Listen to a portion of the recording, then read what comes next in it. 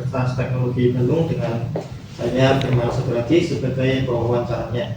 Sebelumnya kami ingin mengucapkan terima kasih karena atas kesempatan yang diberikan kepada kami untuk melakukan wawancara di PT LEN Raka Prima Semesta. Untuk maksud dari wawancara yang kami lakukan adalah untuk meneruskan tugas dari dosen kami.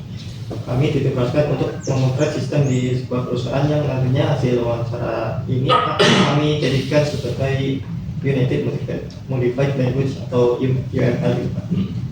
Nah, untuk sebelumnya kami ingin tahu gitu juga beberapa hal mengenai PT LEN Raka Prima Semesta. Untuk pertama, PT LEN Raka Prima Semesta bergerak di bidang apa, Pak? Oke, pertama ya, kalau untuk PT LEN Raka Prima Semesta sendiri itu bergerak di bidang bisnis transportasi. Gitu kan. Awalnya itu fokusnya itu pertama itu di operasi dan maintenance perkeretaapian awalnya. Gitu. Awalnya karena seiring perkembangan teknologi dan bisnis, kita jadi lebih luas lagi, tidak hanya untuk di operation dan maintenance perkeretaapian saja, tapi lebih ke transformasi gitu kan, baik itu darat, laut dan udara gitu kan. Kalau untuk darat sudah terwakilkan kan operasi dan maintenance di perkeretaapian. Nah, untuk yang lainnya bisa di udara, bisa juga di laut gitu kan. Kalau untuk di udara kebetulan kita juga kerjasama dengan apa namanya tuh di kayak P2 gitu kan, ya Kasapura seperti itu sih. Jadi intinya sih lebih ke operation dan maintenance gitu ya, jasa seperti itu secara gambaran umumnya. Kalau misalkan mau lebih detailnya bisa dicek aja di web kami gitu di rakaprima.co.id. Di sana ada bisnis kami, produk kami, nanti dari teman-teman bisa cek aja di sana gitu, untuk lebih detail aja gitu. Nah, untuk selanjutnya bagaimana struktur di perusahaan ini dan apa saja tugasnya? Oh, untuk struktur organisasinya ya? Ya. Oke. Saya buka ini ya.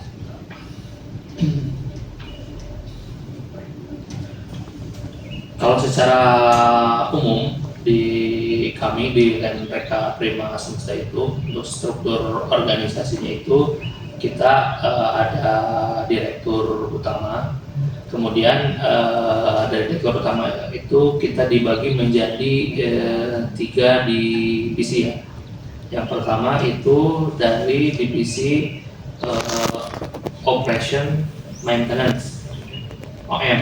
Itu termasuk saya di sini kan IT ya. Kemarin IT. Nah, IT itu ada di Departemen Operation Maintenance, tapi masuknya ke sub departemen. Jadi ada Operation Maintenance divisinya, kemudian ada lagi Business Support, kemudian ada lagi divisi Sales and Marketing gitu kan.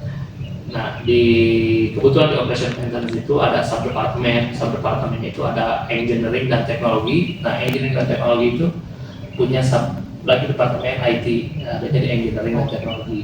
Kemudian ada lagi di bawahnya operation itu ada divisi projectnya gitu, operationnya gitu. Itu yang mengurus di sisi project gitu kan, seperti itu. Kalau untuk business support itu yang masuk ke business support itu contohnya HCGA gitu kan, Capital dan General Affair. Kemudian ada lagi finance accounting, itu bisnis di business support. Kalau untuk marketing and sales sudah pasti gitu kan, di bawahnya itu ada marketing dan sales. Itu kalau secara umum itu untuk di gambaran seluruh organisasi. Nanti juga teman-teman juga bisa cek lagi aja di mana, di webnya. Di web juga ada struktur organisasi kami gitu, biar lebih kebayang gitu ya, seperti itu. Nah, untuk alur kerja bisnis di PT ini sih bagaimana, Pak? Dan siapa saja yang terlibat? Oke. Nah, kalau di sini kan kita based on project gitu ya. Jadi semua sebetulnya terlibat gitu.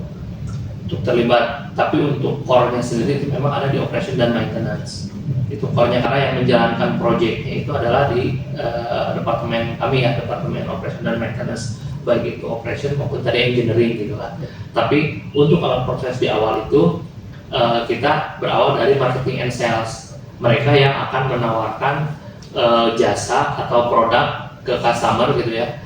Nanti setelah produk atau jasanya itu istilahnya disetujui atau diterima oleh customer, nah baru nanti dari marketing and sales itu di deliver ke kita gitu kan, ke operation dan maintenance untuk dikerjakan. Nah untuk supportnya, nanti ada business support tadi kan, ada business support itu untuk support dari sisi human capital sudah pasti gitu kan, untuk sourcing atau orang-orangnya gitu kan, itu disupport oleh human capital. Untuk kebutuhan operasional misalkan kendaraan ataupun mes itu ada general affair-nya gitu kan, itu kan ada di business support gitu ya ininya departemennya. Untuk budgeting juga ada nanti itu namanya CPE itu corporate planning. Nah departemen ini yang memang mengontrol gitu kan, untuk mengontrol di sisi projectnya gitu. Jadi sebetulnya kalau untuk keterlibatan di struktur organisasi kami itu semua terlibat gitu kan dari hulu ke hilirnya. Hulunya itu dari marketing di awal, kemudian nanti masuk ke departemen-departemen lainnya untuk mensupport pekerjaan itu atau proyek yang kita kerjakan seperti itu. Nanti yang bisa dilihat juga sih sebetulnya di struktur organisasi itu gitu kan. Tadi saya singgung awalnya dari mana, sudah pasti awalnya dari marketing and sales gitu ya. Nanti core-nya itu ada di operation seperti itu. Nah, untuk selanjutnya Pak, kami ingin tahu lebih mendalam tentang terkait bagian IT di perusahaan ini. Nah, untuk peran divisi IT di perusahaan ini apa sih Pak? Oke, kalau di kami di Reka Prima, IT ini karena masuknya itu di engineering dan development gitu ya, masuk sub departemen itu, jadi kita itu lebih ke ada dua sebetulnya. Kita itu support ke sisi pengembangan produk satu, yang kedua itu support di sisi operasional perusahaan. Contoh, kalau untuk di pengembangan produk, kita membuat produk atau membuat sesuatu yang bisa menghasilkan nilai uang atau bisnis gitu ya. Contoh terakhir kita membuat perangkat IoT untuk monitoring AC gitu ya. Nah itu salah satu contoh produk yang kita kembangkan. Adapun yang lain adalah produk berbentuk software. Softwarenya contoh yang masih kita kerjakan dan memang ada beberapa yang sudah. Kalau untuk yang sudah ada aplikasinya itu namanya Akda itu adalah aplikasi untuk asesmen masinis. Itu produknya yang kita buat, itu yang kita deliver ke customer. Yang kedua yang sekarang sedang dikerjakan itu adalah aplikasinya namanya CMMS. Nah, CMMS itu adalah Computerized Maintenance Management System gitu kan. Itu untuk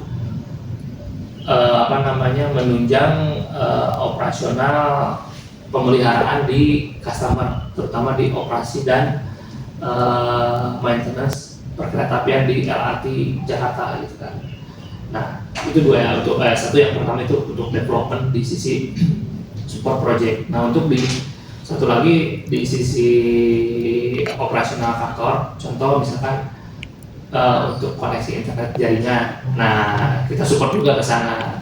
Ada timnya yang support untuk internet dan jaringan, kemudian untuk software-software yang dikelola di kantor, misalkan office ya set standar gitu kan, itu dikelola oleh IT dan di manage oleh IT gitu kan, terkait dengan lisensi, kemudian master installernya gitu kan ya. Kemudian selain itu misalkan contoh printer gitu kan, kalau mau ngeprint itu kan berhubungan operasional, itu menggunakan IT support ke sana. Kalau untuk aplikasi operasional di kantor kami, kita menggunakan ERP itu menggunakan Dynamics 365, produknya Microsoft. Nah itu juga tugasnya di sisi IT. Sebenarnya ada beberapa banyak ya aplikasi yang memang dikembangkan oleh IT dan digunakan di operasional kantor. Jadi ada secara garis besar ada dua ya tugas kami di sini gitu kan. Ada untuk ke support project dan ada untuk ke support operasional HO. Kalau misalkan di perusahaan lain mungkin pada umumnya kalau misalkan IT itu biasanya ya support di operasional kantor aja gitu ya biasanya gitu ya. Tadi kan kayak tadi mungkin di jaringan, kemudian ada pengembangan software untuk operasional, misalkan untuk apa ya, contohnya misalkan untuk absensi lah, contoh misalkan untuk absensi karyawan, gitu kita kan juga ada, itulah salah satu contoh kalau misalkan di perusahaan lain, di kami juga ada, tapi kami itu jadi ada dua, selain pengembangan di operasional ada juga di project gitu, seperti itu. Nah, untuk alur sistem dari aplikasi tersebut bagaimana? Yang mana dulu? Akan ada banyak contoh. Yang mana dulu? Yang paling penting gitu Pak. Yang penting.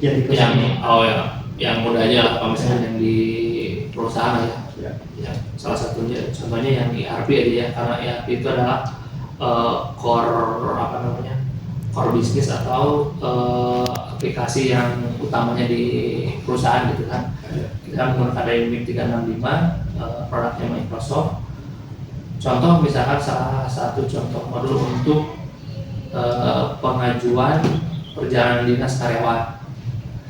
Contohnya ya, misalkan saya ditugaskan untuk pergi ke Jakarta untuk mengerjakan proyek gitu kan, atau rapat dengan klien atau apapun itulah ya kegiatannya. Nah, untuk proses pengajuannya itu nanti saya mengajukan ke PIC departemen, karena masing-masing departemen punya adminnya gitu kan, mengajukan ke PIC departemen untuk dibuatkan perjalanan dinas menggunakan ERP kan. Nanti si PIC ini akan mengajukan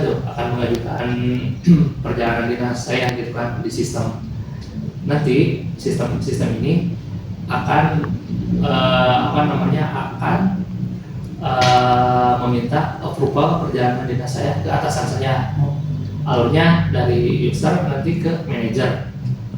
Nah, jika manajer memberikan persetujuan atau approval by system, nanti akan dieskalasi lagi ke atas. Setelah manajer nanti ke FPP, kan? FPP, kalau sudah ada FPP. Nah, FPP udah oke, misalkan udah oke, nanti dari sisi bisnis atau dari sisi finance-nya akan mengecek ya, sudah di-approve semuanya, karena perjalanan dinas ini ada nilai uangnya gitu yang akan dibayarkan ke karyawan yang berangkat perjalanan dinas, contoh ke saya gitu kan, ada nilainya. Nanti kalau misalkan finance juga sudah ACC, nilainya sudah ACC, nanti akan diproses ke bagian keuangan untuk dijadikan uang perjalanan dinas yang nantinya akan ditransfer ke karyawan yang bersangkutan yang akan pergi misalkan ke luar kota, contohnya misalkan tadi saya ke Jakarta. Nah, secara garis itu gitu kan. Jadi ada tahapannya, misalnya dari user, kemudian ke atasan level 1, atasan level 2, dan nanti ada dari sisi bisnis support yang akan melakukan transfer berupa uang, seperti itu sih. Untuk salah satu aplikasinya ya dari ERP.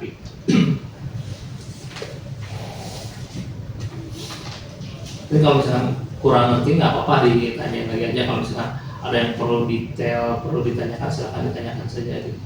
Atau misalkan saya terlalu cepat menjelaskannya, silakan ditanyakan saja gitu kan. Sesuai dengan yang tadi kan tujuannya tadi. Lalu untuk di PT Ren sendiri bagaimana keamanan sistem dan data dijaga dari ancaman serangan cyber? Oke. Nah, kalau untuk di kami sendiri, untuk pertama kalau untuk ancaman cyber sebetulnya kami kan tidak ada server yang benar-benar seperti data center lah ya. Itu semuanya ada di sana, ada di di LAN, di kantor pusat gitu ya. Nah, tapi kalau di kami sendiri hanya sebatas server untuk aplikasi biasa aja. Ada untuk pencegahan di sisi kami gitu kan. Pertama, yang bisa mengakses di jaringan kantor kami itu dibatasi hanya karyawan yang terdaftar di perusahaan. Jadi harus login ya, harus punya akun. Itu pertama itu. Jadi selain karyawan itu tidak bisa login. Kalaupun ada tamu ataupun ada di sini kan ada beberapa mahasiswa yang PKL gitu kan. Prosedurnya itu dari HC atau dari Human Capital itu harus mengajukan dulu kepada kami gitu kan. Siapa yang akan diizinkan untuk mengakses, misalkan teman-teman misalkan PKL di sini itu harus didaftarkan dulu gitu kan, di jaringan kami baru bisa mengakses ke jaringan, dan itu pun dibatasi gitu kan, dibatasi di sisi sistem jaringan kami gitu kan.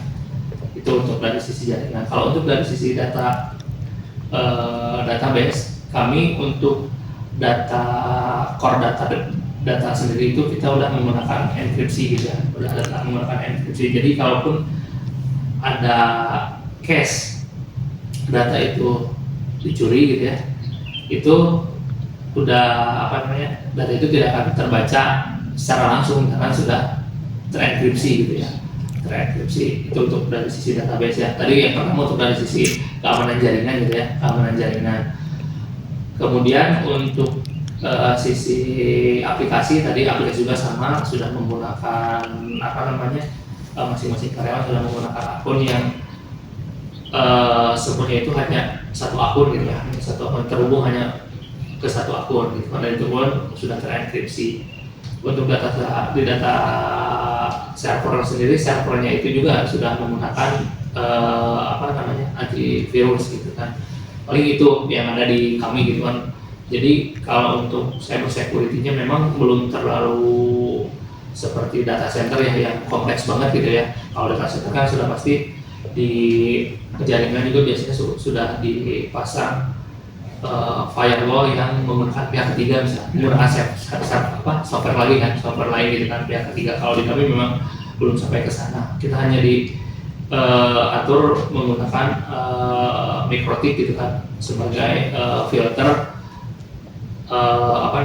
pengguna keluar untuk masuk ke sisi internal jaringan kantor gitu. Itu sih kalau misalnya di kami terkait dengan security-nya ya, untuk ancaman cyber security seperti itu. Sebelumnya maaf Pak, untuk yang maksud satu akun itu satu akun untuk satu divisi atau satu akun untuk satu orang. Oh, Gitu. Jadi kalaupun ada ini, kita bisa monitoring mana yang bermasalah dan mana yang kan ada lognya ya. Kalau misalkan ternyata bocor oleh akun si A gitu kan, kita akan bertanya kepada akun si A gitu kan, kenapa bisa jebol dari atau bisa lolos dari akun ini, apakah akun ini digunakan oleh orang lain, bisa aja kan, kita kan nggak tahu itu kan, di luar kendali kita kan tahu itu, tapi seenggaknya kita tahu gitu kan, ada inisial yang bisa kita tracing gitu kan, terkait dengan tadi ancaman cyber tadi gitu ya, gitu kan, sebagai mitigasi risiko kami gitu kan, seperti itu. lalu untuk proses pemeliharaan aplikasi tersebutnya bagaimana ya? Oke, kalau di kami itu ada perawatan rutin. Jadi 1 bulan itu 2 kali. Jadi per 2 minggu sekali itu kami melakukan perawatan rutin gitu kan. Ada itu tugasnya dari tim kami, tim network dan arsitektur gitu kan, yang akan mengecek dari sisi server, jaringan, termasuk dengan aplikasinya, seperti itu. Ada rutinnya gitu. Untuk yang terakhir Pak, apakah kami dapat melihat model rancangan sistem aplikasinya itu Pak, atau dalam tersebut? Rancangan sistemnya? Ya. Rancangan sistemnya ya.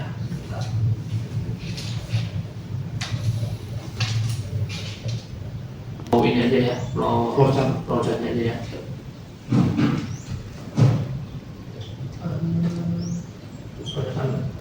modul, banyak modul.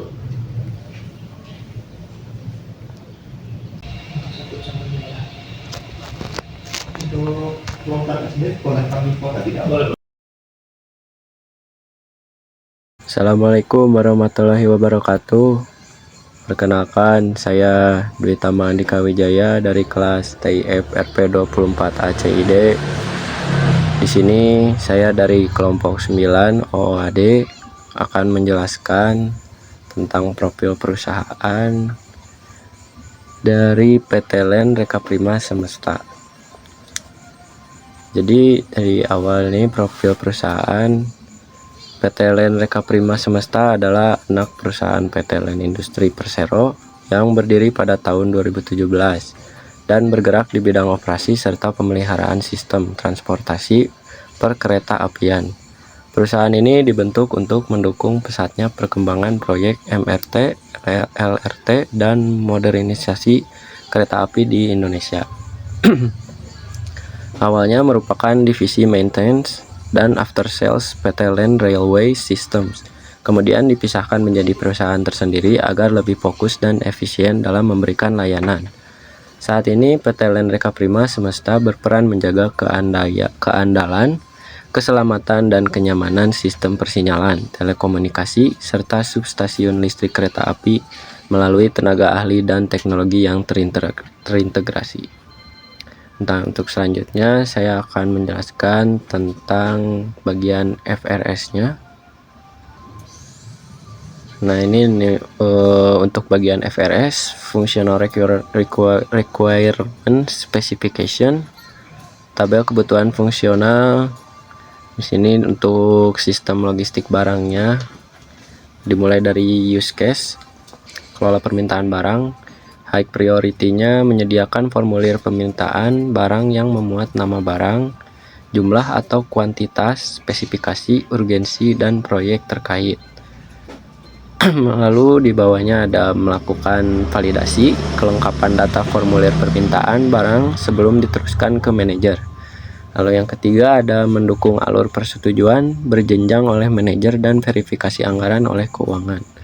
Lalu untuk medium priority-nya, yang pertama menampilkan daftar pengajuan permintaan barang kepada manajer dan keuangan beserta statusnya. Lalu yang kedua, memberikan notifikasi status pengajuan diterima atau ditolak kepada karyawan atau project engineer. Lalu untuk low priority-nya, yang pertama menampilkan pesan kesalahan jika terjadi gangguan server atau formulir tidak lengkap. Lalu selanjutnya ada di kelola pre-order. Untuk high priority-nya menyediakan formulir pre-order yang memuat detail item, estimasi waktu kedatangan, dan pilihan vendor tujuan. Lalu yang kedua ada melakukan verifikasi formulir pre-order dan merilis nomor pre-order setelah disetujui logistik. Lanjut kita ke medium priority. Yang pertama ada memberikan notifikasi status pre-order kepada karyawan. Lanjut ke low priority. Yang pertama, menolak pengajuan pre-order apabila estimasi waktu kedatangan dinilai tidak wajar oleh logistik. Lalu kita lanjut ke kelola penerimaan barang untuk use case ketiga. Yang pertama di high priority-nya menyediakan formulir penerimaan barang yang memuat jumlah barang, kondisi barang, nomor pre-order, dan nama kurir. Lalu yang kedua ada melakukan pengecekan data, penerimaan barang terhadap dokumen, pembelian PO, dan mengubah status menjadi diterima atau ditolak. Untuk medium priority-nya tidak ada. Kita lanjut langsung ke low priority, yaitu menampilkan pesan kesalahan jika formulir penerimaan diisi tidak lengkap. Selanjutnya kita ke use case keempat, yaitu kelola barang. Untuk high priority-nya yang pertama menyediakan formulir data barang yang memuat SKU, nama, kategori, batas stok, minimum, dan posisi rak gudang. Lalu yang kedua, melakukan verifikasi keunikan kode SKU sebelum data barang disimpan.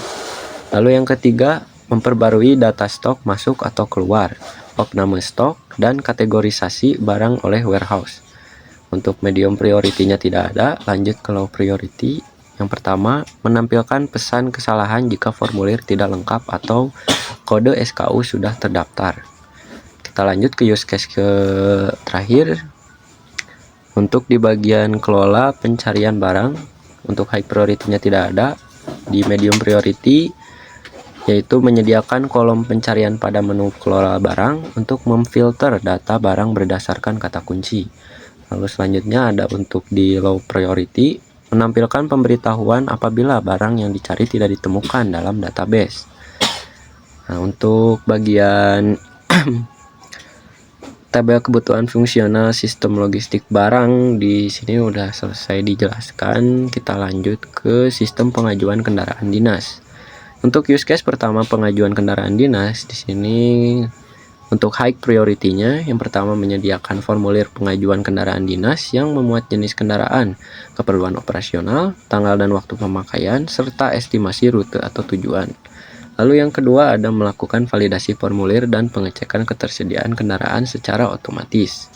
Lalu yang ketiga ada mendukung alur persetujuan bertingkat secara berurutan oleh manajer, executive vice president, dan direktur.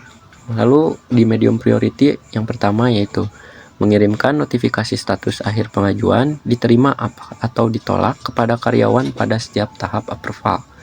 Lalu di low priority yang pertama ada menampilkan pesan kesalahan jika formulir tidak lengkap atau kendaraan tidak tersedia. Lanjut kita ke use case kedua yaitu surat izin kendaraan. Yang pertama untuk high priority-nya yaitu yang pertama mengalokasikan nomor surat izin kendaraan dinas SIKD berdasarkan nomor polisi, nama driver, dan masa berlaku. Lalu untuk medium priority-nya menampilkan daftar pengajuan kendaraan dinas yang telah disetujui penuh kepada General Affair. Lalu yang low priority-nya memungkinkan General Affair meninjau dan mengubah draft SIKD sebelum diterbitkan. Nah, jadi ini untuk surat izin kendaraan dinas ya. Selanjutnya untuk di bagian pengajuan perjalanan dinas. Nah, di sini kita bisa lihat untuk use case pertama kelola pengajuan perjalanan dinas. Nah, untuk di high priority yang pertama yaitu menyediakan formulir pengajuan perjalanan dinas yang memuat tujuan, tanggal berangkat, tanggal kembali, dan agenda. Lalu yang kedua ada melakukan validasi formulir termasuk pengecekan bentrok agenda pada tanggal yang sama. Lalu yang ketiga ada mendukung alur persetujuan pengajuan oleh manajer dan memperbarui status pengajuan. Untuk medium priority-nya yaitu mengirim notifikasi status pengajuan diproses atau diterima ditolak atau juga ditolak kepada karyawan. Untuk low priority memungkinkan karyawan membatalkan pengajuan yang sedang dibuat. Kita lanjut ke use case yang keduanya yaitu pendanaan perjalanan dinas. Untuk high priority-nya menyediakan subformulir pendanaan akomodasi, transportasi, uang saku setelah pengajuan disetujui manajer. Lalu yang kedua, memungkinkan keuangan memeriksa kesesuaian anggaran dan mencairkan dana pengajuan. Untuk medium priority-nya yaitu menampilkan notifikasi anggaran melebihi batas apabila estimasi biaya melampaui plafon yang diizinkan. Untuk low priority-nya tidak ada. Lalu kita lanjut ke surat perintah perjalanan dinas untuk use case ketiga. Untuk high priority-nya mengalokasikan nomor SPPD resmi berdasarkan nama, NIP, jabatan, maksud dinas, tempat tujuan, dan tanggal. Lalu yang kedua ada menyimpan dan menghasilkan dokumen SPPD setelah diterbitkan oleh General Affair. Untuk medium priority-nya yaitu menampilkan daftar pengajuan perjalanan dinas yang telah disetujui penuh kepada General Affair. Untuk low priority memungkinkan General Affair meninjau dan mengubah draft dokumen sebelum diterbitkan. Nah, kita lanjut ke bagian penomoran dokumen. Use case pertama yaitu kelola penomoran dokumen. High priority-nya yang pertama yaitu menyediakan formulir pengajuan, penomoran dokumen yang memuat judul dokumen, jenis atau klasifikasi dokumen perihal dan tanggal dokumen. Lalu yang kedua ada melakukan validasi kelengkapan formulir sebelum diteruskan kepada manajer.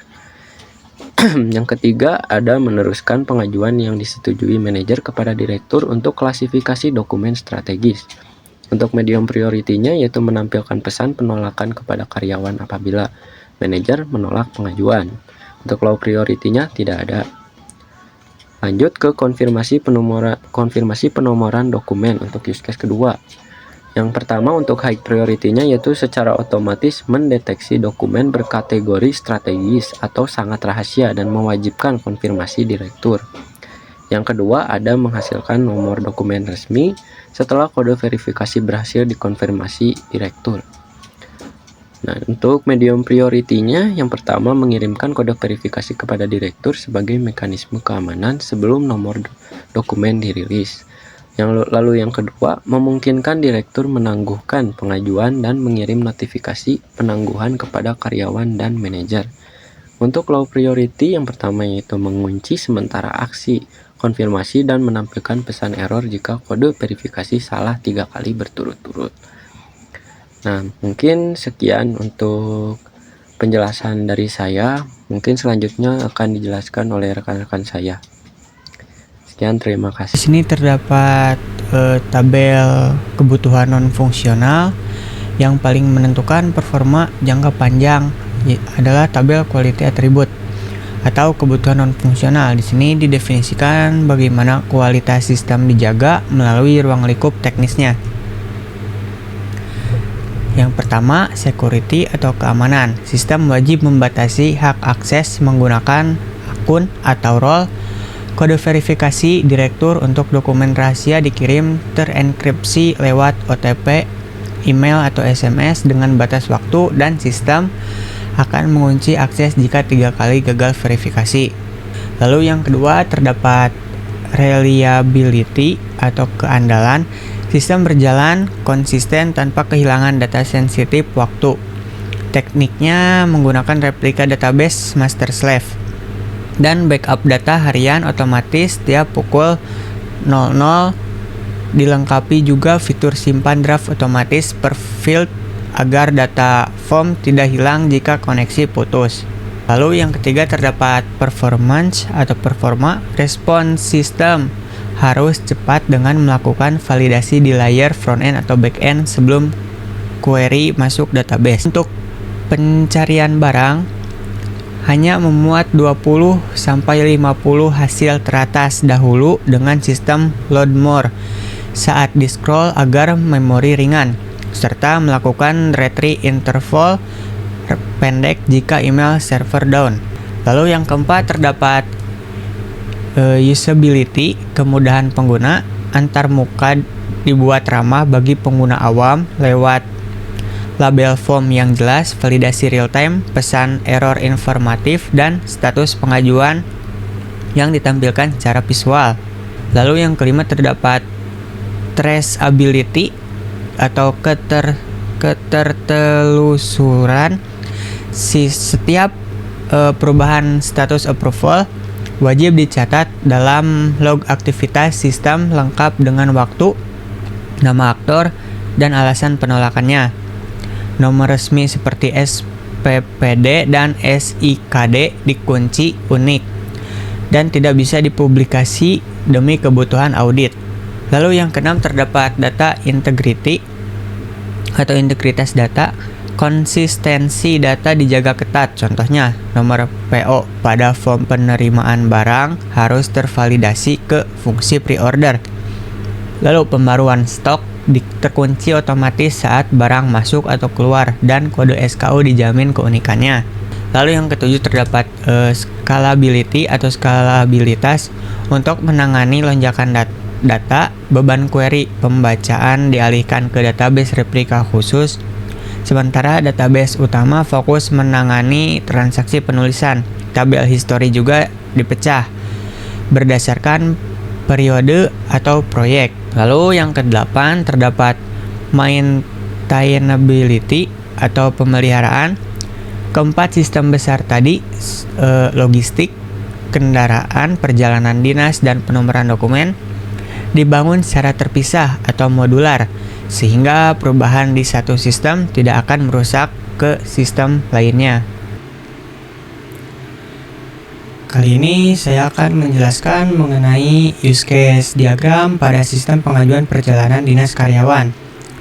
Pada sistem ini terdapat 4 aktor utama yang saling berinteraksi dengan sistem, yaitu terdapat karyawan sebagai pemohon perjalanan dinas, lalu manajer sebagai pihak yang meninjau dari sisi urgensi bisnis, lalu ada keuangan, pihak yang bertanggung jawab atas anggaran dan pencairan dana. Yang keempat, terdapat general affair, pihak yang mengurus legalitas dan dokumen resmi korporat. Sistem ini memiliki 3 case utama dengan relasi sebagai berikut. Yang pertama, di sini terdapat kelola pengajuan perjalanan dinas. Case ini adalah jantung dari sistem.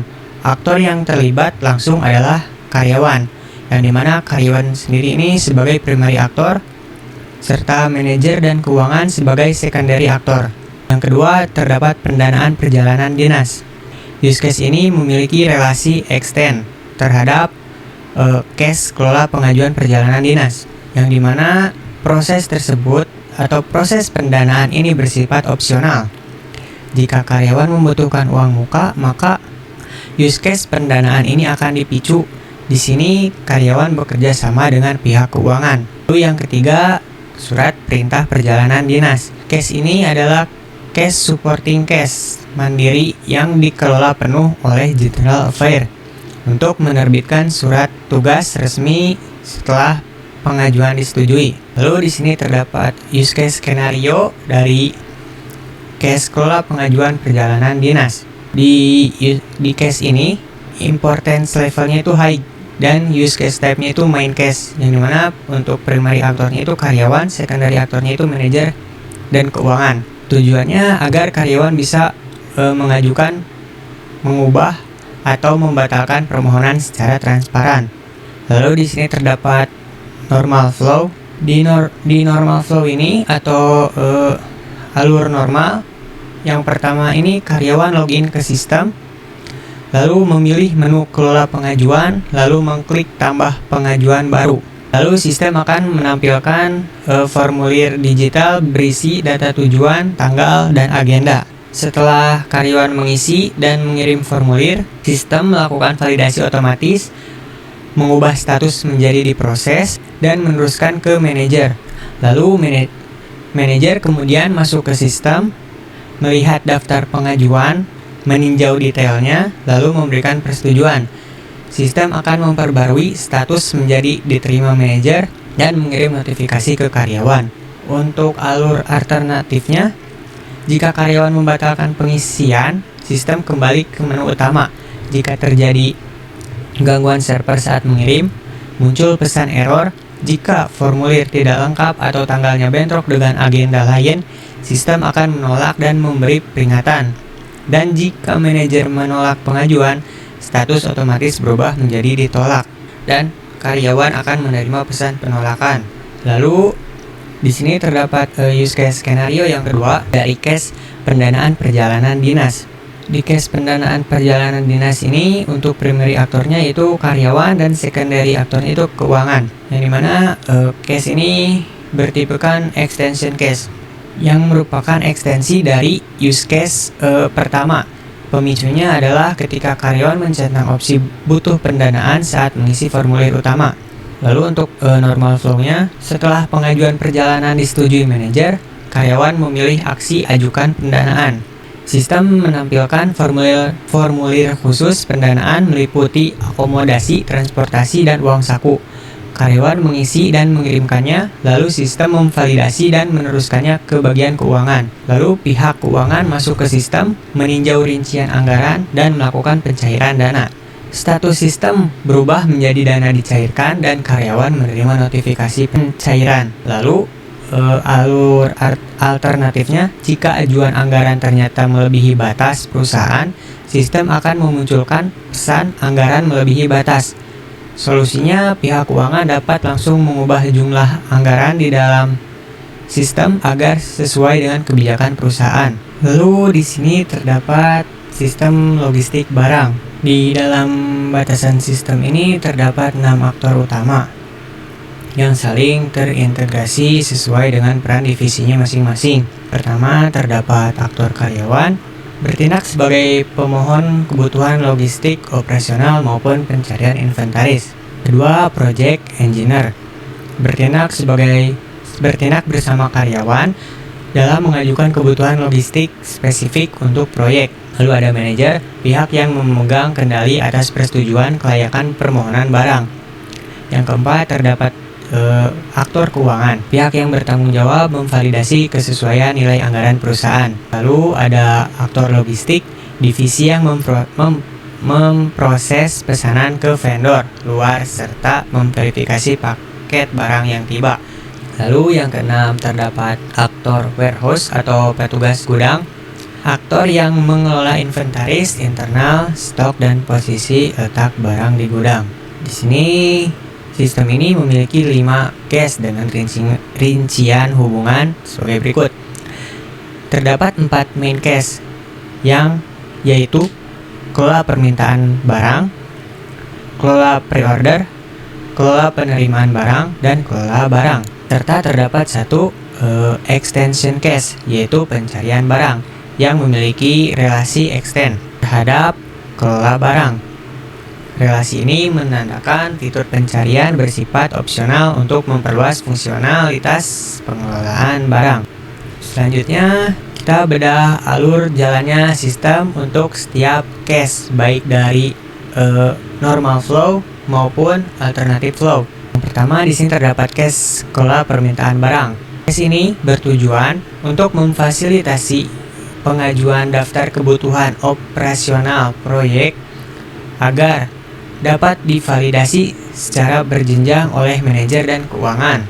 Lalu normal flow-nya, karyawan atau project engineer masuk ke sistem, memilih menu kelola permintaan barang, lalu mengklik tambah permintaan baru. Sistem akan menampilkan formulir nama barang, kuantitas, spesifikasi, tingkat urgensi, dan proyek. Lalu pengguna mengisi dan mengirim formulir, sistem memvalidasi data dan meneruskannya ke manajer. Manajer kemudian masuk ke sistem, meninjau pengajuan dan menyetujui hingga terkirim ke keuangan. Pihak keuangan meninjau anggaran, mengonfirmasinya, lalu sistem mengubah status menjadi diterima serta mengirimkan notifikasi ke karyawan. Untuk alternatif flow-nya, jika dibatalkan di awal, sistem kembali ke menu utama. Jika terjadi kendala jaringan, muncul pesan terjadi gangguan, coba lagi nanti. Jika data tidak lengkap, muncul pesan formulir tidak lengkap. Namun apabila manajer menolak pengajuan atau pihak keuangan menemukan dana tidak mencukupi, status pengajuan otomatis diubah menjadi ditolak dan notifikasi penolakan dikirim ke karyawan. Lalu yang kedua, terdapat case kelola pre-order yang memfasilitasi karyawan memesan item yang belum tersedia di gudang agar diteruskan ke pemasok oleh divisi logistik. Untuk normal flow-nya, karyawan login dan masuk ke menu kelola pre-order, lalu memilih buat pengajuan pre-order. Sistem menampilkan formulir khusus detail item, estimasi waktu kedatangan, dan vendor tujuan. Setelah diisi dan dikirim, sistem memverifikasi data dan mengirimkannya ke logistik. Staf logistik meninjau ajuan tersebut dan menerimanya. Sistem akan merilis nomor pre-order resmi ke pemasok, mengubah status menjadi pre-order berhasil, dan memberikan notifikasi ke karyawan. Lalu untuk alternatif flow-nya, pengajuan bisa dibatalkan oleh karyawan atau dihentikan sistem jika formulir tidak lengkap atau server bermasalah. Selain itu, jika logistik menemukan estimasi waktu kedatangan tidak wajar, logistik akan menolak pengajuan tersebut, lalu mengubah status menjadi ditolak dan memberikan notifikasi ke karyawan. Lalu di sini yang ketiga, terdapat case kelola penerimaan barang yang ditujukan penuh bagi staf logistik untuk mencatat dan memverifikasi paket fisik barang kiriman supplier yang tiba di gudang. Untuk normal flow-nya, saat paket fisik tiba, logistik login ke sistem dan memilih barang terkait. Sistem memunculkan formulir penerimaan, jumlah, kondisi barang, nomor pre-order, dan nama kurir. Logistik menginput detail data lalu mengirimkannya. Sistem memeriksa data, mengubah status menjadi barang diterima, dan menginstruksikan agar barang diserahkan kepada karyawan atau project engineer pemesan. Lalu untuk alternatif flow-nya, jika pengisian form oleh logistik tidak lengkap, sistem memberi pesan peringatan. Dan apabila sistem mendeteksi barang rusak atau tidak sesuai, sistem secara otomatis mengubah status menjadi barang ditolak dan barang tidak diserahkan ke karyawan. Lalu yang keempat, terdapat cache kelola barang yang dioperasikan oleh warehouse untuk menjaga akurasi master data dan penempatan inventaris internal. Untuk normal flow-nya, di sini petugas warehouse masuk ke sistem dan memilih menu kelola barang, lalu memilih aksi tambah barang baru. Sistem menampilkan formulir informasi barang seperti SKU, nama, kategori, batas stok minimum, dan posisi rak. Petugas mengisi data tersebut dan mengirimkannya. Lalu sistem melakukan verifikasi formulir dan menyimpan data barang baru dengan sukses. Lalu untuk alternatif flow-nya, proses input bisa dibatalkan atau ditolak sistem dengan pesan error apabila pengisian formulir tidak lengkap atau kode SKU yang dimasukkan ternyata sudah terdaftar sebelumnya di database. Lalu yang kelima, terdapat cache pencarian barang. Cache ini berfungsi perluasan atau extend opsional yang memudahkan karyawan mencari lokasi rak dan ketersediaan stok barang secara instan. Di sini terdapat normal flow, karyawan masuk ke menu kelola barang lalu mengarahkan kursor ke bilah kolom pencarian. Karyawan mengetikkan kata kunci dan menekan tombol cari. Sistem melakukan pemindaian pada database inventaris lalu menampilkan daftar barang yang berhasil ditemukan. Lalu di sini terdapat alternatif flow. Jika terjadi gangguan server pada saat pemindaian data, sistem memunculkan pesan error. Terjadi gangguan, coba lagi nanti. Dan apabila kata kunci yang dicari tidak terdaftar di database, sistem akan memproses kondisi pengecualian sehingga data barang tidak bisa ditampilkan. Lalu terdapat sistem penomoran dokumen. Dalam sistem ini terdapat 3 aktor utama yang memiliki peran dan batasan interaksinya masing-masing. Yang pertama, terdapat aktor karyawan sebagai primary aktor yang mengawali proses pengajuan penomoran dokumen. Lalu ada manajer, pihak yang bertanggung jawab melakukan peninjauan awal. Lalu ada direktur, pihak yang membutuhkan legalitas valid serta mengonfirmasi dokumen-dokumen yang sifatnya strategis. Fungsionalitas sistem ini dibagi menjadi 2 case utama yang dengan relasi yang spesifik. Yang pertama, terdapat case kelola penomoran dokumen. Case ini merupakan main case atau kasus utama dalam sistem. Case ini melibatkan karyawan sebagai aktor utama, serta manajer dan direktur sebagai aktor pendukung. Lalu case kedua yaitu case konfirmasi penomoran dokumen. Case ini bertindak sebagai extension case yang memiliki relasi extend terhadap case kelola penomoran dokumen.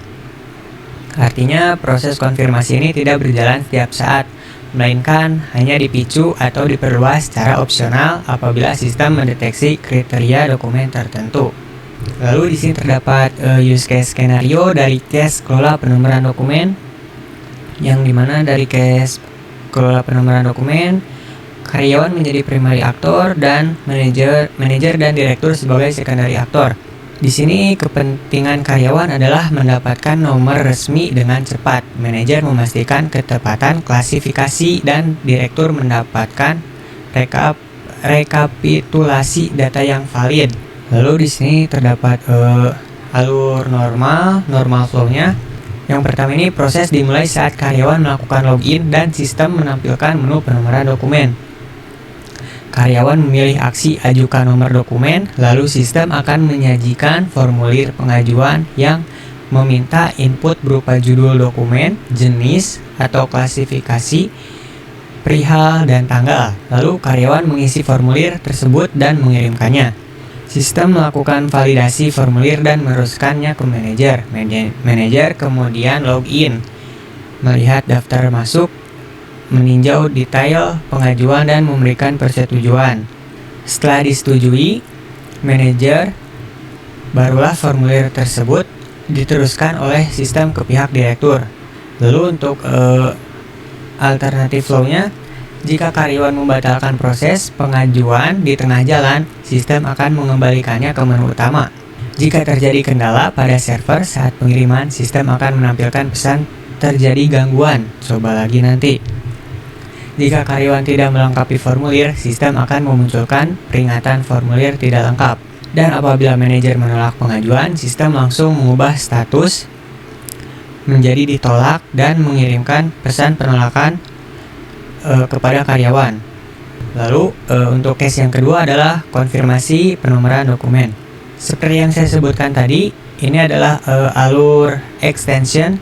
Pemicunya terjadi secara internal apabila dokumen yang di-input di case yang pertama atau di case penomoran dokumen diklasifikasikan sebagai dokumen strategis atau sangat rahasia seperti MOU atau surat keputusan. Lalu di sini terdapat normal flow. Direktur melakukan login ke sistem, lalu masuk ke konfirmasi penomoran dokumen. Direktur memilih pengajuan yang masuk dan melakukan peninjauan. Ketika direktur menyetujui pengajuan tersebut, sistem tidak langsung merilis nomor, melainkan mengirimkan sebuah kode verifikasi ke direktur sebagai langkah pengamanan ekstra. Lalu direktur memasukkan kode verifikasi tersebut dan sistem akan melakukan pengecekan validitas kode. Setelah sukses terverifikasi, sistem baru akan menghasilkan nomor dokumen resmi, memperbarui status menjadi diterima, dan mengirim pemberitahuan akhir kepada karyawan. Lalu di sini terdapat alternatif flow. Jika direktur merasa dokumen tersebut membutuhkan pertimbangan lebih lanjut, beliau dapat memilih opsi menangguhkan pengajuan. Sistem akan mengubah status menjadi ditangguhkan dan mengirim notifikasi baik kepada karyawan maupun manajer. Untuk aspek keamanan, jika direktur gagal memasukkan kode verifikasi sebanyak 3 kali, sistem secara otomatis akan mengunci aksi konfirmasi tersebut untuk sementara waktu dan menampilkan pesan error verifikasi keamanan gagal, akses ditolak. Lalu di sini terdapat sistem pengajuan kendaraan dinas. Di dalam batasan sistem ini terdapat 5 aktor utama yang saling terintegrasi. Pertama, terdapat aktor karyawan sebagai primary aktor yang mengawali proses permohonan kendaraan operasional. Lalu manajer, pihak yang melakukan verifikasi awal di tingkat divisi. Lalu ada executive vice president, pihak manajemen tingkat atas yang meninjau relevansi tugas operasional. Lalu ada direktur, penentu keputusan final untuk alokasi aset bernilai tinggi atau jangka panjang. Lalu ada general affair, aktor pendukung yang mengelola operasional fisik dan legalitas kendaraan. Sistem ini memiliki 2 case utama. Yang pertama, pengajuan kendaraan dinas merupakan main case yang memiliki asosiasi langsung dengan jajaran manajer berjenjang, mulai dari karyawan, manajer, eksekutif vice president hingga direktur. Yang kedua, terdapat surat izin kendaraan dinas. Merupakan supporting case mandiri yang dioperasikan sepenuhnya oleh General Affair untuk memproses administrasi pasca persetujuan. Lalu di sini terdapat use case skenario pengajuan kendaraan dinas. Use case ini ditujukan agar karyawan bisa meminjam fasilitas kendaraan operasional secara mudah melalui validasi berjenjang. Lalu di sini terdapat normal flow. Yang pertama, karyawan melakukan login ke sistem, lalu sistem akan menampilkan menu pengajuan kendaraan dinas.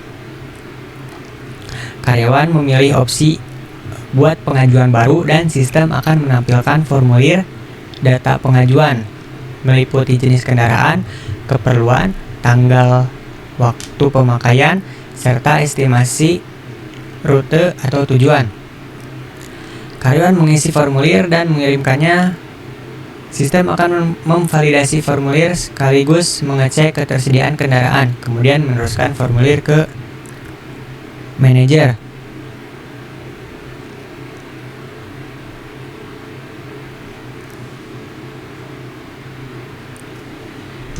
Manajer masuk ke sistem, melihat daftar pengajuan, meninjaunya lalu memberikan persetujuan. Sistem kemudian meneruskan pengajuan tersebut ke tingkat berikutnya, yaitu Executive Vice President untuk direview dan disetujui. Terakhir, formulir sampai di tingkat direktur. Setelah direktur meninjau dan memberikan persetujuan final, sistem mengubah status menjadi diterima dan mengirimkan notifikasi ke karyawan. Lalu, di sini terdapat alternatif flow-nya. Jika karyawan membatalkan pembuatan pengajuan baru, sistem akan mengembalikannya ke menu utama. Jika server mengalami gangguan saat pengiriman data, muncul pesan terjadi gangguan, coba lagi nanti.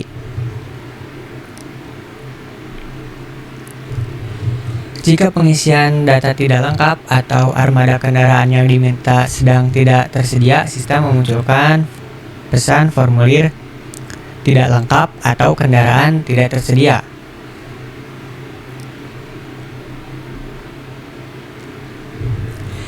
Sistem ini menerapkan aturan strict approval. Apabila salah satu dari manajer, eksekutif Vice President ataupun Direktur menolak pengajuan di tahap mereka masing-masing, sistem langsung mengubah status menjadi ditolak dan mengirimkan notifikasi penolakan ke karyawan. Lalu di sini terdapat use case skenario dari case surat izin kendaraan dinas. Case ini kegunaannya adalah memfasilitasi General Affair untuk merilis dokumen legalitas, serah terima kunci, serta akses otoritas bagi karyawan. Di sini terdapat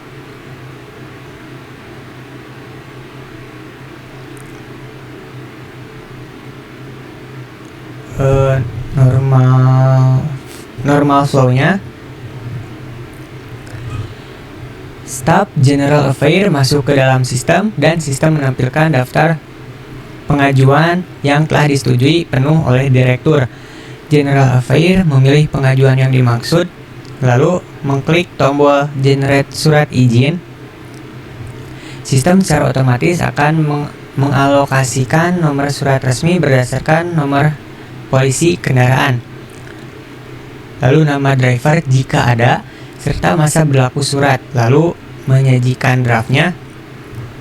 General Affair melakukan peninjauan terhadap draft surat izin kendaraan dinas atau SIKD tersebut. Terakhir, General Affair menekan tombol terbitkan surat izin kendaraan dinas dan dokumen resmi berhasil dihasilkan oleh sistem, siap digunakan.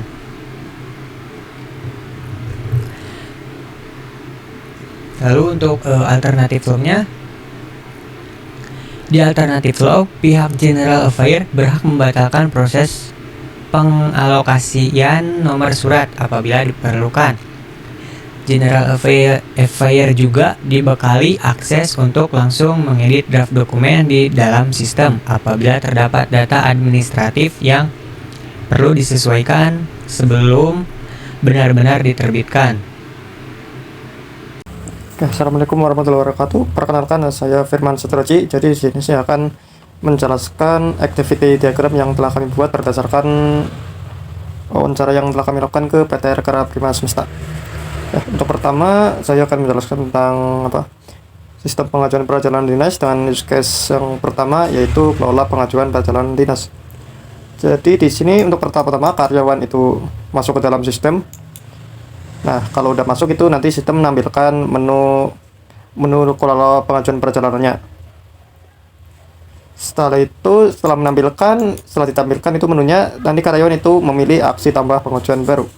Nanti kalau misalkan menekan tombol batal, nanti tampilkan kembali menu kelola pengajuan perjalanannya. Kalau enggak, itu lanjut ke menampilkan formulir data perjalanan dinas. Nah, di sini karyawan itu mengisi formulir tersebut lalu dikirim. Nah, sistem itu melakukan validasi dokumen ya. Jika tidak valid atau misalkan ada yang kosong, nanti kembalikan ke halaman mengisi formulir data. Jadi karyawan itu harus mengisi formulirnya sampai benar. Kalau misalkan valid, terus nanti misal tiba-tiba ada gangguan server, kalau misalkan ada, itu nanti kembali ke mengirim formulir pengajuan. Kalau tidak ada, itu berarti status pengajuannya diproses. Lalu formulir tersebut dikirim ke manajer. Setelah itu manajer masuk ke dalam sistem. Nah, setelah masuk itu nanti sistem menampilkan daftar pengajuannya. Nah, terus itu manajer memilih tuh salah satu pengajuan dan meninjaunya. Kalau misalkan disetujui, status pengajuan diterima manajer. Lalu ditolak, berarti pengajuannya ya ditolak ya. Lalu program berakhir. Kalau misalkan pengajuan diterima, itu lanjut ke use case kedua. Jadi di sini kan udah diterima. Nah, setelah itu karyawan itu, kalau formulirnya diterima, itu karyawan bisa memilih aksi ajukan pendanaan. Nah, terus nanti sistem menampilkan formulir pendanaannya. Di sini karyawan mengisi formulir pengajuan tersebut, lalu dicek validasinya, lalu dikirim terus dicek validasinya. Kalau misalkan valid itu pergi ke, kalau misalkan valid itu formulirnya dikirim ke keuangan. Kalau enggak ya kembali ke halaman, kembali tampilkan formulirnya sampai diisi dengan benar. Lanjut, setelah dikirim keuangan itu masuk ke dalam sistem, lalu sistem menampilkan daftar pengajuan. Lalu dari keuangan itu memilih salah satu pengajuan dan meninjaunya. Nah, lalu dari pihak keuangan itu mau ditentukan apakah ada perubahan nominal atau tidak. Kalau ada, berarti isi formulirnya berubah. Kalau tetap, itu berarti langsung mencarikan dana pengajuan. Oke, lanjut ke surat perjalanan dinas. Di sini general file pertama masuk ke dalam sistem, terus dari sistemnya itu menampilkan daftar pengajuannya, terus diklik, terus salah satu dari daftar pengajuan tersebut itu diklik dan dipilih dan mengklik tombol general SPPD. Dicek di sini ada pembuatan itu atau tidak. Kalau tidak, itu lanjut ke sistem. Sistemnya mengalokasikan nomor surat resmi berdasarkan format penomoran otomatis dari general affair ya. Jadi nomor suratnya itu digenerate berdasarkan isi formulirnya. Lanjut, dari sini sistemnya menampilkan daftar dokumen cetak SPPD. Nah, terus general affair itu ditinjau lagi nih, daftar dokumen SPPD-nya. Terus dari general file bisa mengedit dokumen atau tidak. Terus kalau diedit, itu berarti isi dokumennya berubah. Kalau tetap, berarti bisa langsung menekan tombol terbitkan SPPD. Nah, setelah itu SPPD dihasilkan. Lanjut ke sistem logistik barang. Pertama, di use case pertama ini ada kelola permintaan barang. Di sini karyawan atau project engineer pertama login ke dalam sistem, terus menambahkan menunya. Terus di menu tersebut karyawan atau project engineer memilih opsi permintaan baru, cek pembatalan. Terus munculkan pop-up pembatalan input atau mau dibatalkan inputnya atau enggak. Terus dari sistem menampilkan formulir permintaannya. Terus dari karyawan atau project engineer itu menginput isi formulirnya, terus dikirim, cek validasinya, terus ada gangguan server atau tidak. Kurang lebih prosesnya sama seperti pengisian formulir di sebelumnya. Lanjut, formulir kirim ke manajer, masuk ke dalam sistem. Lalu kalau udah berhasil, itu tampilkan daftar pengajuannya, dipilih terus dari manajer dipilih salah satu pengajuan, terus ditinjau. Lalu di sini ada persetujuannya, mau ditolak atau enggak.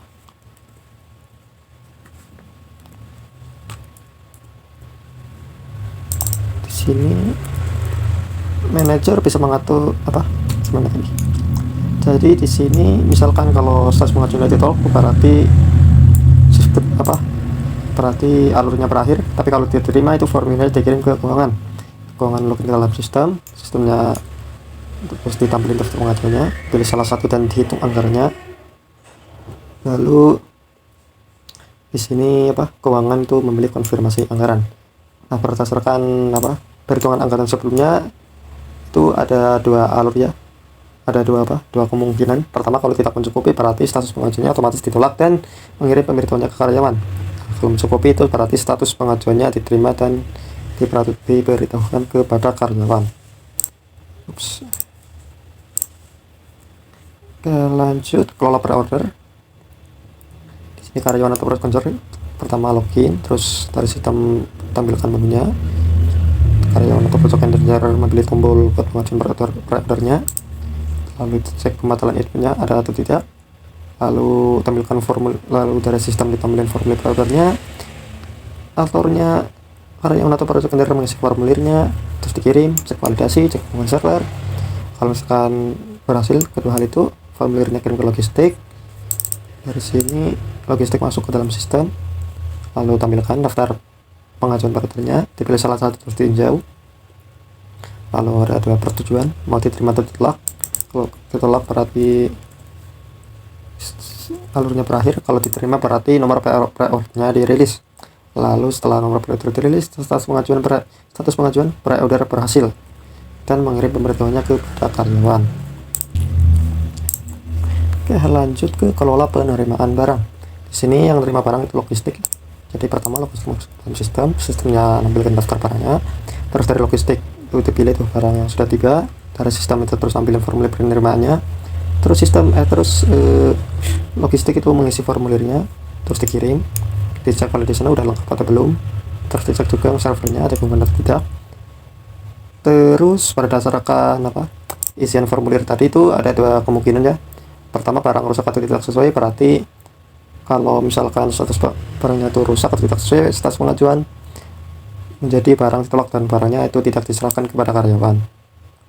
Sedangkan kalau misalkan normal, status pengajuan barang itu diterima dan barang diserahkan kepada karyawan. Oke, selanjutnya ada kelola barang. Di sini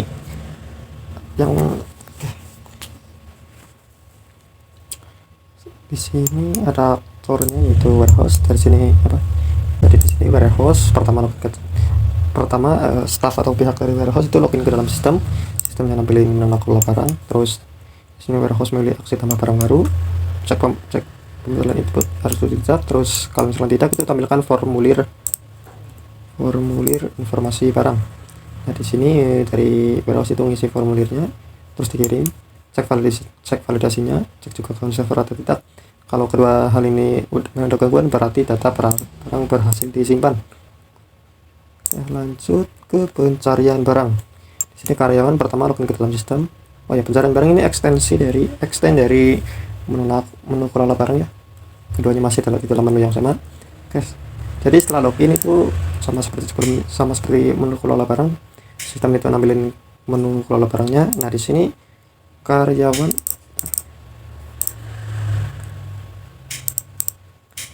itu ngarahin kursor ke bilah kolom pencarian barang. Nah, di situ itu karyawan mengetik kata kunci pencarian dan menekan tombol cari. Nah, terus dicek tuh servernya ada gangguan atau tidak. Kalau misalnya ada, berarti kembali ke menu kelola barang. Kalau tidak ada, itu dari sistem ngecek keberadaan barangnya. Kalau ada, berarti barangnya ditampilkan. Kalau tidak ada, ya barangnya tidak bisa ditampilkan. Oke, lanjut ke penomoran dokumen. Nah, di sini tugas pertama itu kelola penomoran dokumen. Oke, di sini karyawan itu login ke dalam sistem. Oke, terus tampilan menunya, milih aksi ajukan penomoran dokumen, lalu cek pembuatan itu atau tidak. Kalau tidak ada, berarti tampilkan formulir pengajuan nomor dokumen, terus dari karyawan itu ngisi nomornya, terus dikirim, cek validasinya, dari sistem ngecek validasinya, ngecek gangguan servernya, ngecek kondisi kualitas, ngecek servernya. Kalau misalkan kedua hal ini udah lancar, berarti formulirnya dikirim ke manajer, dari manajer masuk ke dalam sistemnya itu nampil. Kalau udah berhasil, nanti sistem menampilkan daftar pengajuan, terus dari manajer memilih salah satu pengajuan dan meninjaunya. Di sini manajer menentukan persetujuan ditolak atau disetujui. Kalau ditolak berarti status pengajuan ditolak, kalau disetujui berarti lanjut ke konfirmasi penomoran dokumen. Oke, di sini direktur login ke dalam sistem, terus dari sistem ditampilkan menu konfirmasi penomoran dokumen. Dari sini direktur memilih salah satu pengajuan dan meninjaunya. lalu dia melakukan persetujuan.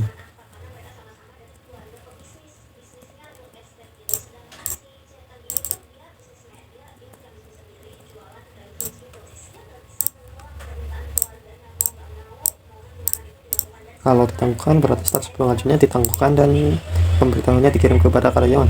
Kalau terima berarti dari sini kalau sebelum diterima dari sistem itu mengirim kode verifikasi. Nah di sini direkturnya terus mengisi kode mengisi kodenya berdasarkan verifikasinya berdasarkan kode yang sebelum dikirim dari sistem. Nah di sini kalau misalkan 3 kali pengajuannya keberhasilan 3 kali pengisiannya itu gagal ya, berarti dari sistem itu menguji aksi konfirmasi sementara, dan kalau misalkan error verifikasi keamanan gagal, akses ditolak. Namun kalau berhasil, dari sistem itu menghasilkan nomor dokumennya dan status pengajuannya diterima dan dikirim pemberitahuan kepada karyawan. Lanjut ke kelola pengajuan lanjut ke sistem pengajuan kendaraan dinas. Di sini ada use case pertama yaitu kelola pengajuan kendaraan dinas. Kurang lebih alurnya mirip-mirip sama kelola pengajuan yang sebelumnya ya. Di sini karyawan login dalam sistem ngambil menu, terus karyawannya setelah kita pilih untuk karyawan bisa lanjut milih buat pengajuan baru, cek pembaruan pencatat atau enggak. Terus dari sistem kalau nggak ada berarti setting formulir data, formulirnya diisi, formulir kirim, cek validasi. Terus sistem itu ngecek validasinya, ngecek servernya. Kalau misalkan udah berhasil berarti formulirnya klik manager masuk ke dalam sistemnya ngambil daftar, terus salah pengajuan ngambil jamnya. Di sini ada 2 persetujuan ya, diterima atau ditolak.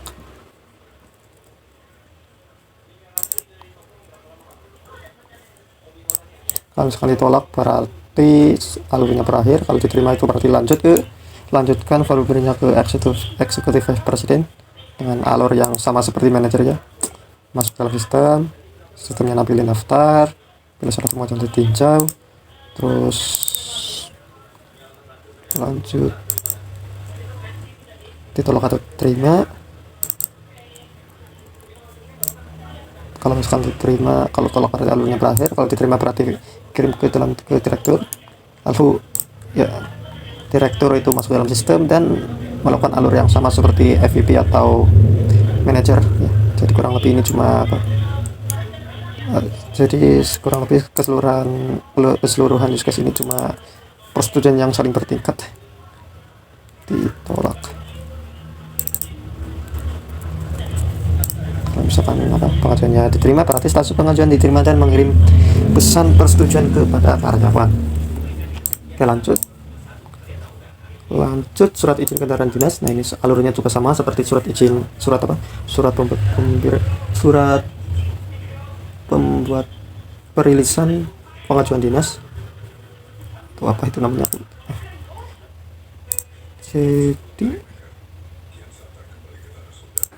Jadi kurang lebih alurnya sama seperti surat perintah perjalanan dinas. Jadi di sini general offer itu login dalam sistemnya nampilin daftar pengajuannya. Terus setelah ditampilkan itu general offer memilih satu pengajuan dan mengklik tombol surat izin. Cek ada pembalasan ini tempat tidak. Kalau ada itu kembali ke menampilkan daftar pengajuan. Kalau tidak ada berarti sistem itu mengalokasikan nomor surat resmi berdasarkan nomor polisi, nomor driver jika ada dan masa berlaku. Terus menampilkan surat izin kendaraan dinasnya. Di sini general offer itu meninjau kembali draft surat izin kendaraan dinas tersebut, terus mau diedit atau enggak. Kalau tidak berarti isinya berubah, kalau tetap berarti bisa langsung menekan tombol terbitkan surat izin kendaraan dinas. Setelah itu sistem menghasilkan surat izin kendaraan dinas. Di sini lanjut ke sequence diagram. Yang pertama ada use case pertama yaitu ada sistem pertama yaitu pengelola pengajuan perjalanan dinas. Pertama dari karyawan itu login ke dalam sistem, terus dari sistem itu menampilkan menu pengelola pengajuan perjalanan, terus dari karyawan itu bisa setelah ditampilkan nanti karyawan itu memilih aksi tambah pengajuan baru.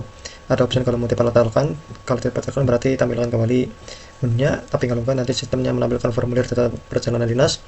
Nah terus dari karyawan itu mengisi formulirnya, habis itu ajukan permohonan, cek dari sistem itu ngecek servernya. Kalau ada gangguan berarti kirim pesan kepada karyawan. Kalau terjadi gangguan coba lagi nanti. Lanjut dari sistem itu lakukan validasi data. Kalau misalkan formulir tidak lengkap atau udah ada agenda, nanti kirim tuh notifikasinya kepada karyawan. Lanjut status berarti itu menjadi diproses. Lanjut formulir itu nanti kirim kepada manajer. Kalau dari manajer kepada login, terus dari sistem login informasinya.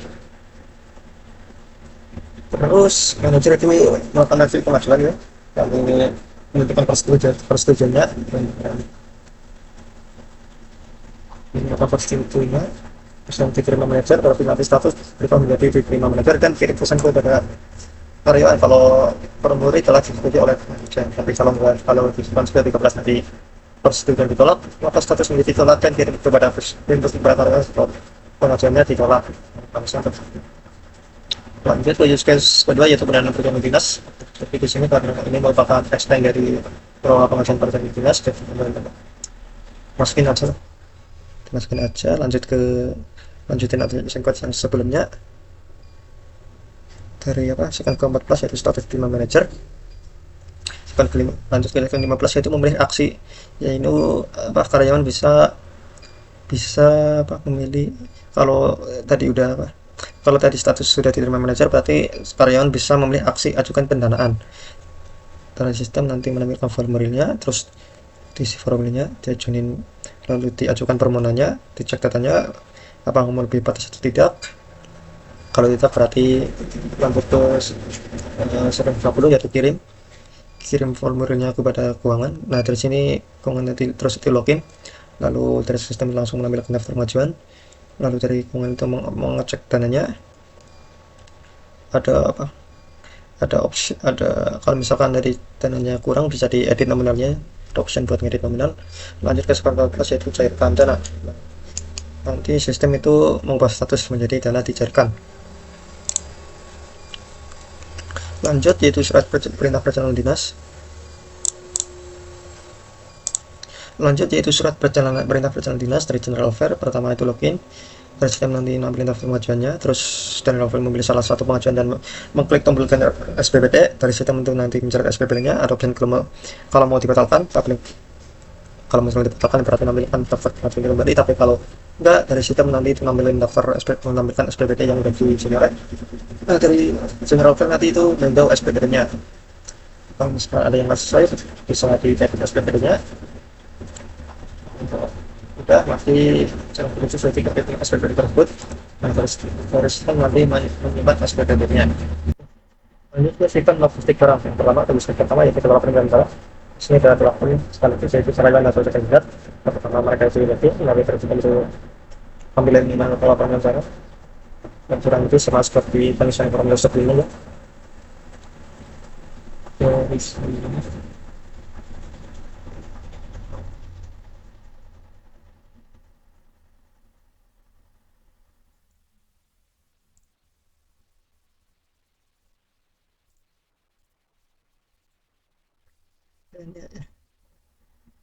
Ya, kurang lebih prosesnya sama lah ya kayak perolah pengajuan perjalanan dinas.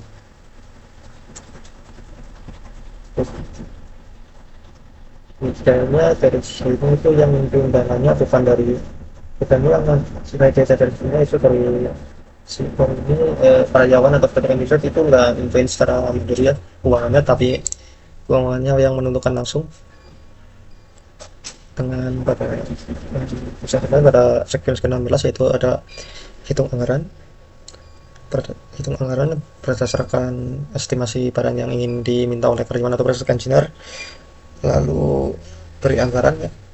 Pada pembelian tersebut nanti statusnya menjadi terima dan kirim pesan kepada karyawan atau proses engineer kalau pembelian barang terima. Ada option kalau tadi misalkan pas hitung anggaran tapi anggarannya nggak mencukupi, berarti pada beri anggaran tadi memberikan Rp0 dengan kata lain statusnya ditolak dan kirim pesan kepada karyawan atau project engineer kalau dananya tidak mencukupi. Lanjut kelola pre-order. Ini juga sama seperti kurang lebih sama ya pada pengisian formulirnya. Nah di sini kan nanti formulirnya dikirim kepada logistik ya. Masuk login ke dalam sistem dari ke sini pengajuannya di review, terus ada option, ada persetujuan kalau formulirnya itu diterima oleh Gustik. Nah, di sini nanti sistem bakal menjemput pre-order, nomor pre-order. Setelah itu status terima dan dipesan kepada karyawan atau penjual kalau pre-order nanti. Terus ada option lain kalau misalkan tadi mau ditolak, sedang terus sebelumnya ditolak, statusnya menjadi ditolak dan dikirimkan kepada karyawan atau penjual kalau pre-order ditolak. Lanjut, nah ini kalau penggunaan orang kami state ya login atau sama ya baru dengan sama lagi.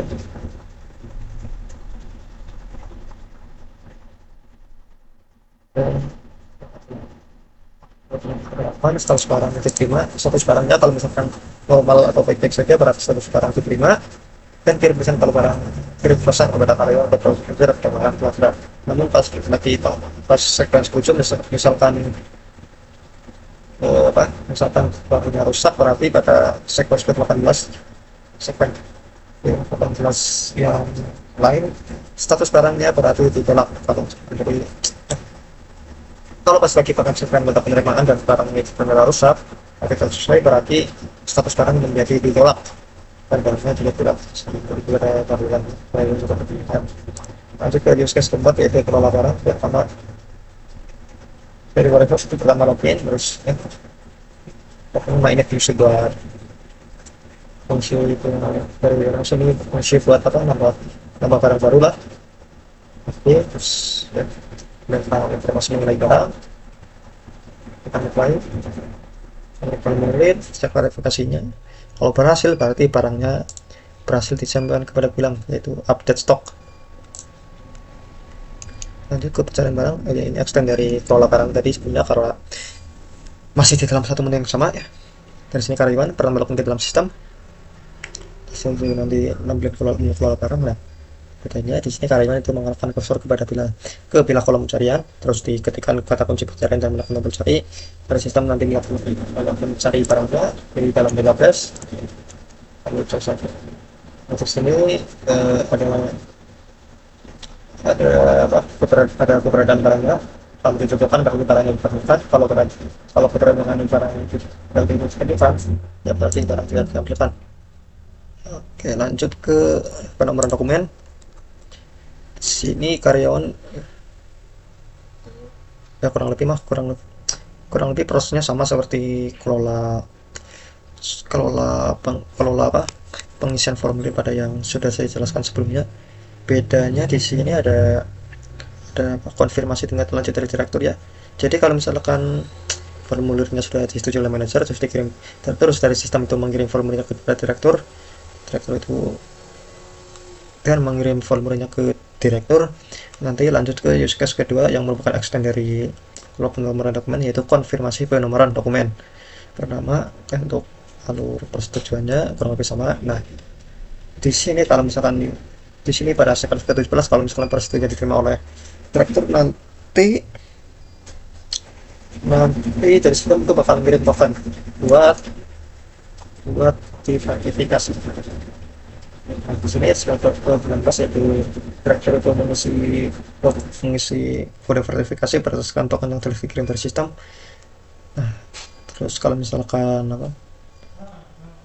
pas sistem melakukan verifikasi token dan ternyata udah gagal 3 kali, nanti dari sistem itu bakal nonaktifkan tombol verifikasi sementara waktu dan mengirim pesan kalau verifikasi kamu gagal, akses ditolak. Namun kalau verifikasinya hanya berhasil, nanti nomor dokumennya itu di-generate dan mengubah status menjadi free-nya serta kirim pesan kepada karyawan kalau penawaran itu sudah diterima. Lanjut ke pengajuan kendaraan dinas. Di sini ada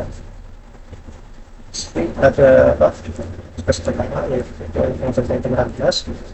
Dan ya sekali lagi ini kurang lebih prosesnya sama seperti sistem pengajuan atau permintaan yang sudah dilakukan sebelumnya. Tapi di sini cara prosesnya lebih bertingkat ya, tingkat yang melakukan pengecekan atau peninjauan barang sumber yang diterima oleh klien. Ada ventilator, jadi manager, seterusnya itu kan direktur. Tapi ya, yang itu sama lah.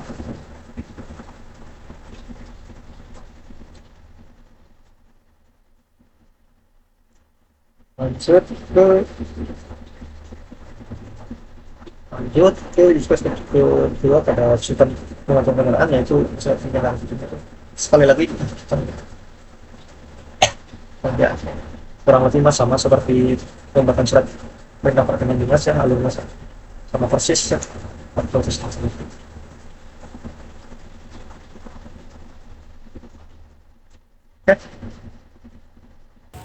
Oke, lanjut yang terakhir ada kelas diagram. Nah, di sini untuk kelas diagram pertama yaitu untuk pengajuan perjalanan dinas.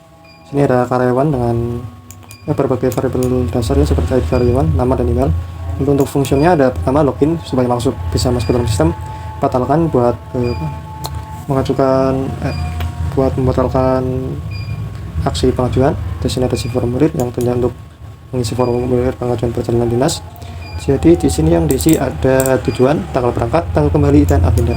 Lalu ajukan permohonan buat mengirim isi formulirnya. Di sini pengajuan berarti jelas tuh, selain beberapa variabel yang disebutkan tadi ada status pengajuannya. Nah, untuk fungsional sendiri fungsinya sendiri di sini ada pertama validasi data buat ngecek isi formulir yang dibuat, ngecek ajuan permohonan yang buat ngecek isi formulir yang diisi karyawan, terus status pengajuan perjalanan dinasnya diterima, ditolak atau ditolak. Lalu kirim ini buat ngirim formulirnya ke manajer. Nah, di sini manajer kan meninjau isi pengajuan perjalanan dinasnya ya, dengan beberapa isi variabel yang kurang lebih sama seperti aktor pada karyawan. Untuk fungsinya sendiri yang pertama tentunya login, terus ada review pengajuan ya, tentunya buat review pengajuan tersebut. Lalu persetujuan buat tentuan ini pengajuannya mau diterima atau ditolak. Lanjut, kalau misalkan tadi diterima ada pendanaan perjalanan. Di sini buat relasinya ini pengajuan perjalanan dinas memiliki pendanaan perjalanan. Jadi 0 atau 1 bisa memilikinya atau bisa tidak, tergantung persetujuan dari manajer. Kalau tolak berarti 0, kalau persetujuan ya, kalau diterima ya berarti 1. Oke, beberapa variabelnya yaitu ada estimasi akomodasi, estimasi transportasi, uang sewa harian, dan total estimasi. Nah, di sini itu pendanaan perjalanan itu diverifikasi oleh keuangan ya. Untuk fungsi mungkin untuk cek dana yaitu mengecek dana yang tersedia cukup atau enggak. Terus ada edit nominal buat ya tentunya ngedit nominal yang telah diajukan oleh karyawan tadi ya, mau diedit atau enggak. Lalu ada cairkan dana.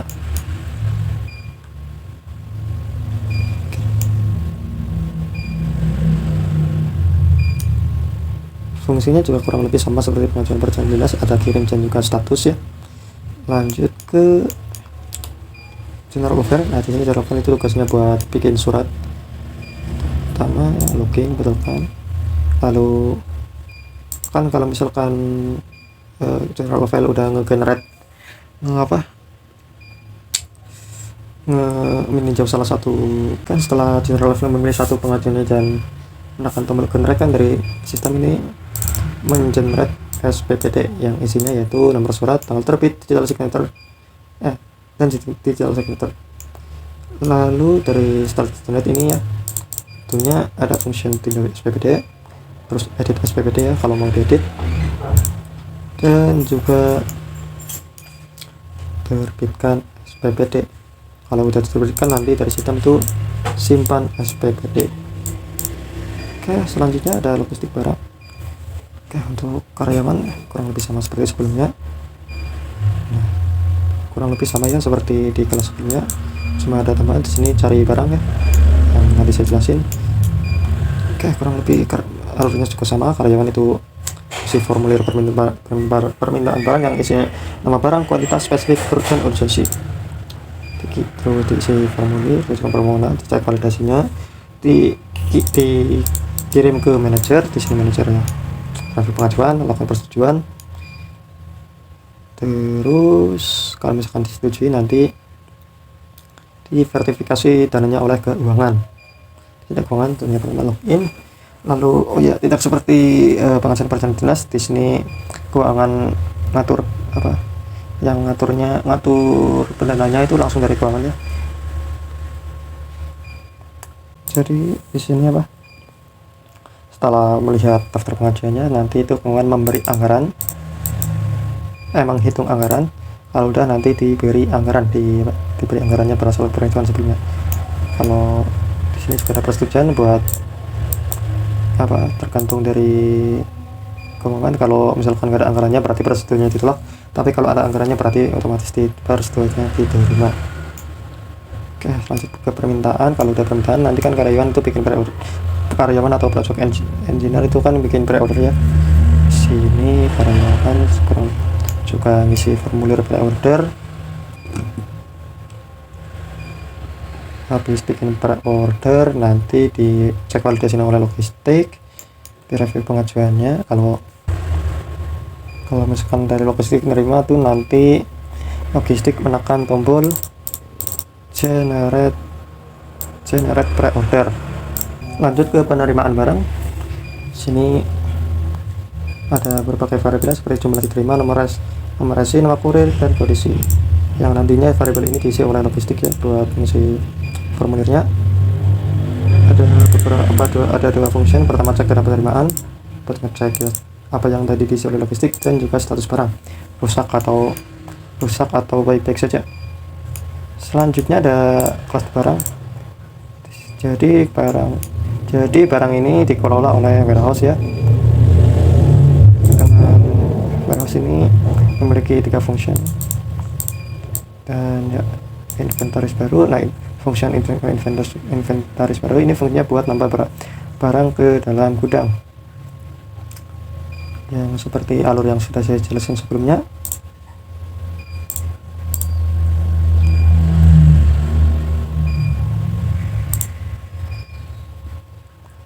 Lalu di sini juga ada pencarian barang yang dilakukan oleh karyawannya. Di sini dari sistem itu, dari pencarian barang itu punya fungsi yaitu keberadaan barang buat ngecek ada atau enggak. Lanjut ke penomoran dokumen. Ini kurang lebih sama seperti sistem pengajuan perencanaan dinas. Karyawan bikin formulir, dicek sama manajer. Nah, di sini kan kalau manajer misalkan udah nerima, di sini kan ada direktur ya. Oke.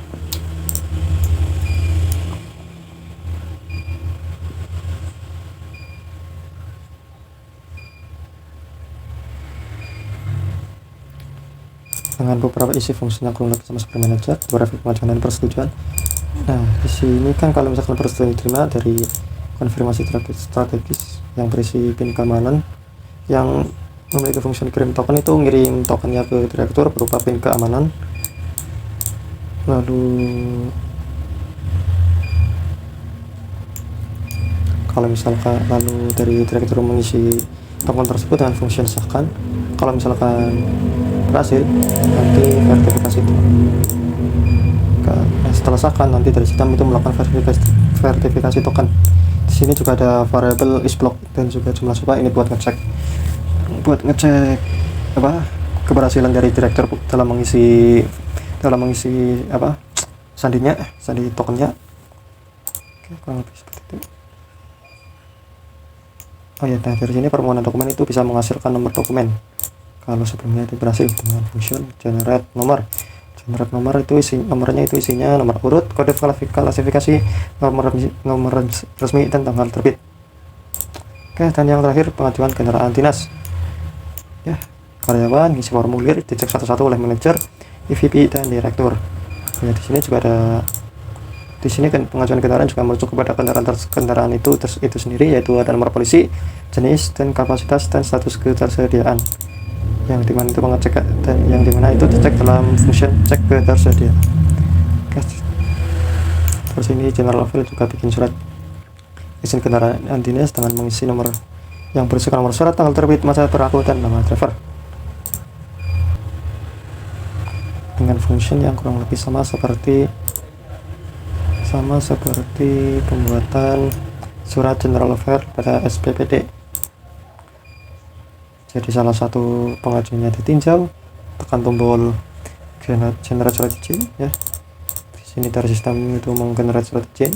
Setelah di generate itu bisa ditinjau draftnya, jadi draft jika perlu, dan terbitkan surat izin kalau sudah berhasil terbitkan. Dan setelah terbitkan surat izin, nanti dari surat edaran City menyimpan surat izin tersebut yang berisikan isi data pada variabel surat izin kendaraan dinas.